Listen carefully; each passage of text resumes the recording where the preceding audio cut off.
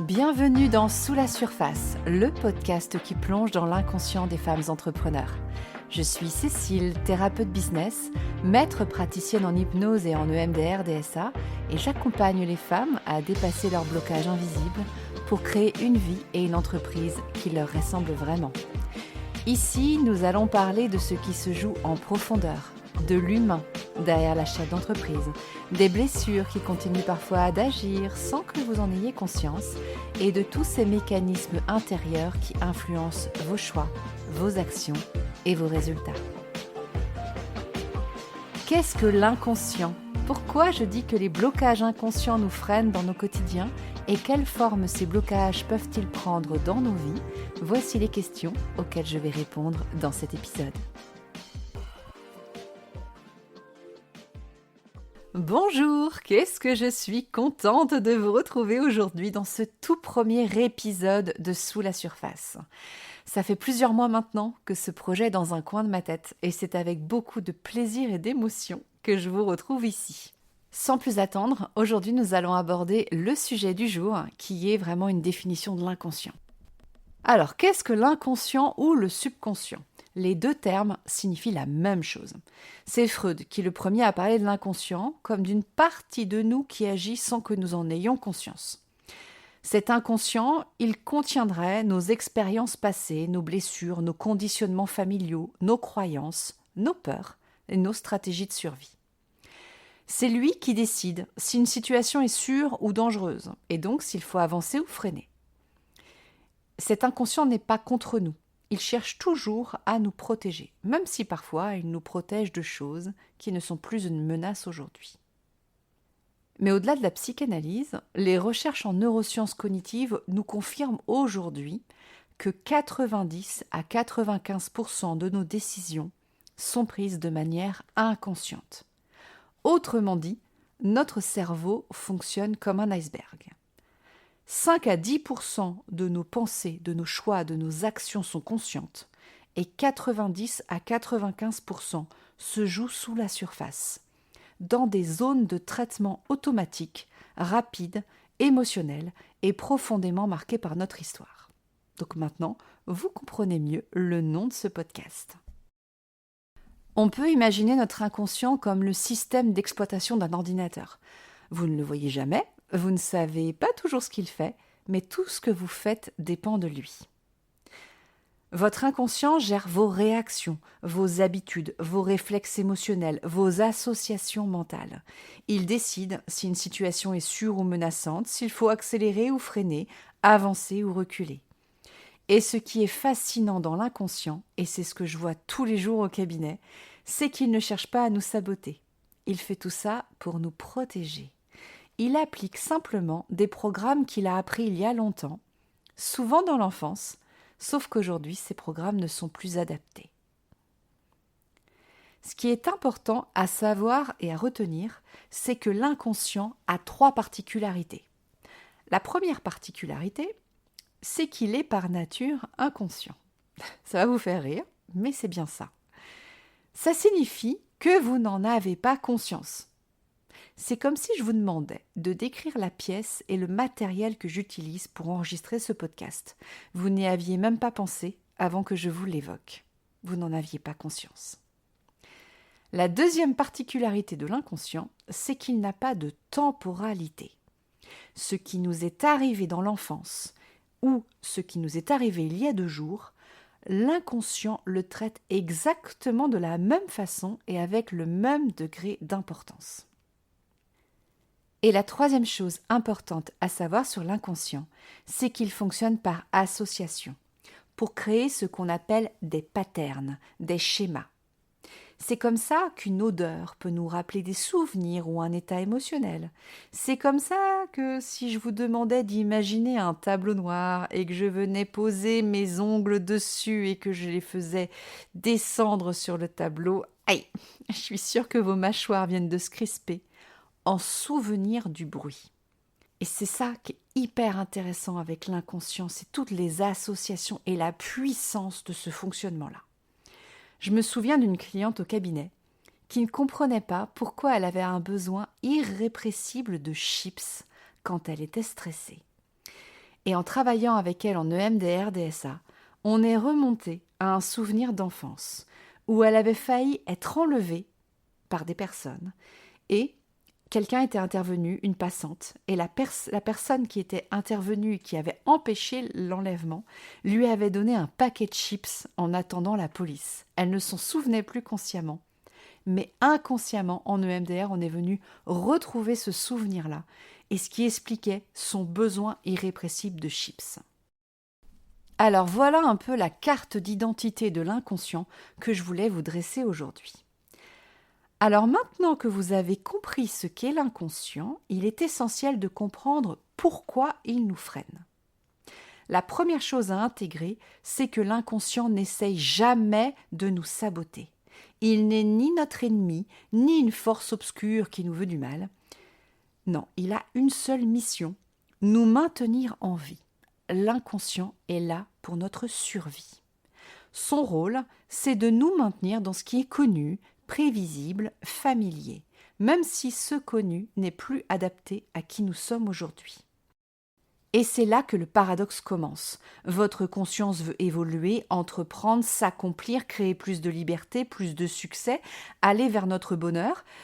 Mais notre inconscient, lui, il veut juste que vous restiez en sécurité. Il ne se demande pas si une situation est bonne ou mauvaise pour votre épanouissement, il se demande juste est-ce que c'est dangereux, est-ce que c'est familier. Et c'est pour ça que le changement, même positif, peut être perçu comme un danger. Alors, quelle forme ce fonctionnement peut-il prendre dans nos vies ? Alors déjà, sur le plan personnel, je vais vous donner un exemple sur le plan amoureux. Imaginez une femme qui a toujours eu des relations compliquées, où elle n'est pas respectée, avec des hommes blessés, qui se comportent comme des enfants, qui ne prennent pas leurs responsabilités, des hommes qu'il faut sauver. Alors ce n'est pas marqué sur le front de ces hommes qu'ils sont comme ça. Alors qu'est-ce qui se passe dans ce type d'histoire, surtout quand ça se répète ? Alors si on vient creuser dans l'enfance, peut-être est-ce que cette femme a eu le positionnement de sauveur dans sa famille, celle qui est la médiatrice, celle à qui ses amis venaient se confier. Et il se peut que l'inconscient ait créé un ancrage amour égale sauver, ou un ancrage amour égale je dois être utile. Et donc, plus tard, à l'âge adulte, l'inconscient va reconnaître ces ancrages et aller vers les personnes qui vont lui rappeler ces sensations, afin de garantir sa place, sa sécurité. N'oublions pas que 70% de notre langage est non-verbal. Donc l'inconscient va vers ce qu'il connaît, car c'est ce qui le conforte dans une certaine sécurité. Et c'est pour ça que cette femme ne va pas avoir envie d'aller vers des personnes qui ne présentent pas ces signes, car tout simplement, son inconscient ne les connaît pas. Et comme elle n'a jamais expérimenté un amour basé sur d'autres formes que sauver les gens ou que être utile pour être aimé, typiquement, elle ne va pas naturellement aller vers ce type de personne qui l'aimera pour qui elle est, sans qu'elle ait à prouver quoi que ce soit. En thérapie, on vient conscientiser ces mécanismes, ces patterns et ces ancrages pour les désactiver et venir les remplacer par d'autres, beaucoup plus adaptés à ce que souhaite la personne pour elle. Et du côté pro, ça peut ressembler à quoi ?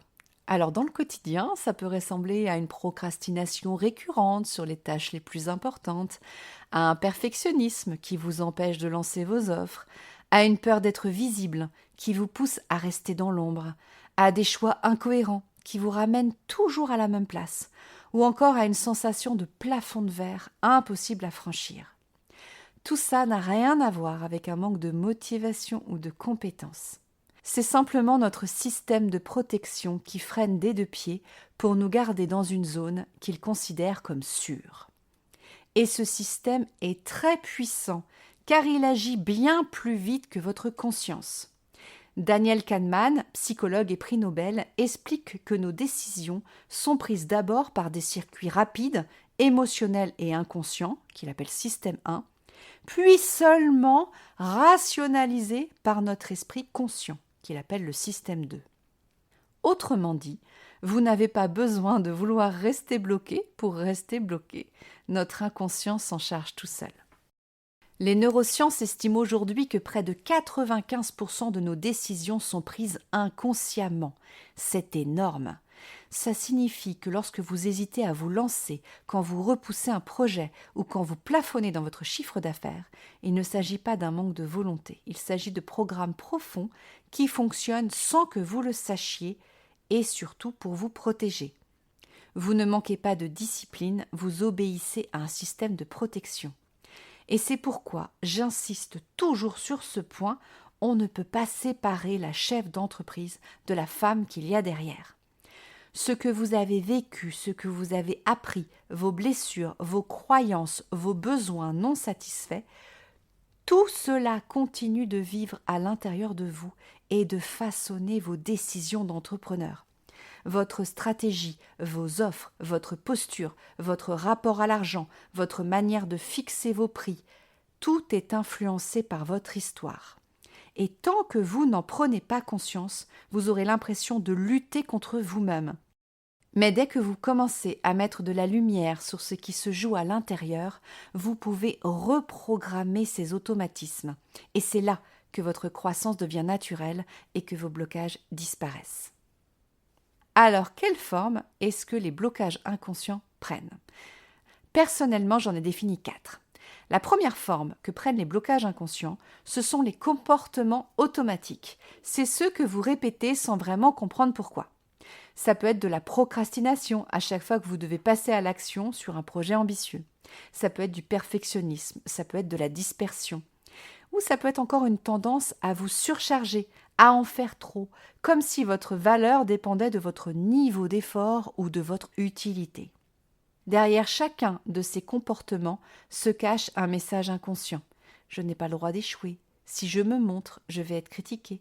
Si je réussis trop, on ne m'aimera plus. Si je ne travaille pas assez, je n'ai plus de valeur, etc. La deuxième forme que prennent les blocages inconscients, ce sont les scénarios qui se répètent.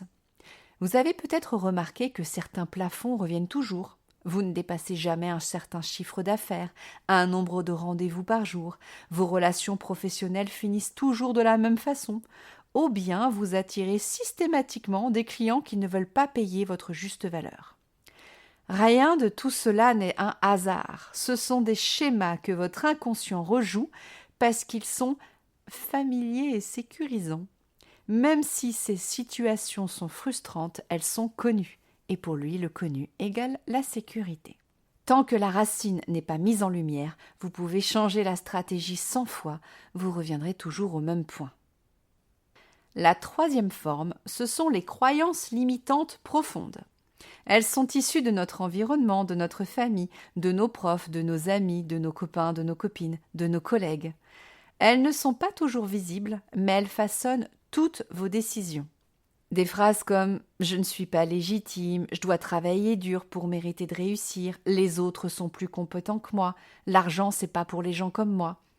Les croyances ne sont pas des pensées conscientes que vous choisissez, ce sont des vérités que votre inconscient considère comme réelles. Souvent parce qu'elles ont été apprises très tôt, ou on peut être resté dans ce moule par loyauté familiale et donc par sécurité. Et enfin, la quatrième forme, souvent la plus révélatrice, et c'est souvent à ce moment-là qu'on arrive dans mon cabinet, quand le volcan a explosé, ce sont les réactions émotionnelles fortes. Vous savez, ces moments où vous vous sentez paralysé par la peur à l'idée de poster sur les réseaux, ou que vous faites des crises d'angoisse quand vous voyez le travail qu'il vous reste à effectuer, ou encore des vagues de colère qui montent. Ces réactions sont rarement liées à la situation présente. Elles sont la réactivation d'une mémoire émotionnelle plus ancienne, le fameux volcan. Et c'est pour ça qu'elles semblent parfois disproportionnées, parce qu'elles appartiennent à un autre moment de votre histoire. C'est ce qu'on appelle le pattern. L'inconscient va chercher dans notre mémoire à quel moment il a déjà vécu ça, et pour nous protéger, il répète et il amplifie notre réaction émotionnelle, plus de colère, plus de peur, etc. Pour vous donner une image du pattern, je vais prendre l'exemple du feu. Vous voyez une flamme, vous mettez votre main, vous vous brûlez. Pattern. Vous n'allez pas vérifier chaque jour que le feu brûle. Non, vous le savez, et même vous vous en éloignez instinctivement. Et notre cerveau, il fait ça avec tout. Rappelez-vous l'exemple du tableau. C'est l'exemple de la maman qui explose de colère parce que son petit a renversé un verre d'eau. C'est pas le verre d'eau qui a fait qu'elle a explosé de colère, c'est tout ce qu'elle a accumulé comme frustration et comme croyances limitantes et pensées limitantes dans sa journée, ou voire dans les semaines, qui fait qu'elle explose de colère. C'est le client qui trouve notre offre trop chère, et là, c'est l'angoisse, on se dit qu'on n'y arrivera jamais. C'est la prise de parole lors de l'exposé en 6e B. On a bégayé, la classe s'est moquée de nous, et aujourd'hui on a une crise d'angoisse quand il faut faire une présentation au travail. Vous pouvez aujourd'hui mieux comprendre l'impact que l'inconscient a dans nos vies. Alors la bonne nouvelle dans tout ça, c'est que tout ce qui a été appris peut être désappris. Tout ce qui a été programmé peut être reprogrammé. Et c'est là que commence la transformation. Quand vous arrêtez de vous juger pour ce que vous faites et que vous commencez à écouter ce que votre inconscient essaye de dire. Si vous ne deviez retenir qu'une seule chose de cet épisode, j'aimerais vraiment que ce soit celle-ci. Vous n'êtes pas bloqué, vous êtes protégé.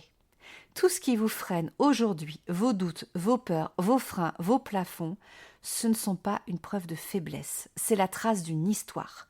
C'est votre inconscient qui essaye à sa façon de vous protéger et de prendre soin de vous. Et ça change tout. Parce qu'à partir de là, vous pouvez arrêter de vous battre contre vous-même. Vous pouvez commencer à dialoguer avec ces parts intérieures, à les comprendre, à les apaiser, à les mettre en lumière et à les reprogrammer pour qu'elles deviennent vos alliés. Et c'est exactement ce que nous allons faire, épisode après épisode, ici, dans Sous la surface.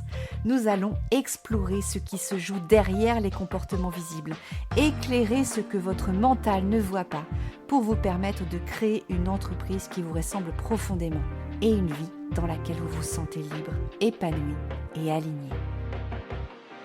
Dans le prochain épisode, nous irons encore plus loin. Je vous parlerai des émotions, de leur rôle dans nos vies et des messages qu'elles nous transmettent. On parlera notamment de la fameuse gestion des émotions. En attendant, si cet épisode vous a parlé, je vous invite à le partager à une femme de votre entourage qui a besoin d'entendre que non, ce n'est pas qu'elle est en retard, pas assez motivée ou pas faite pour ça.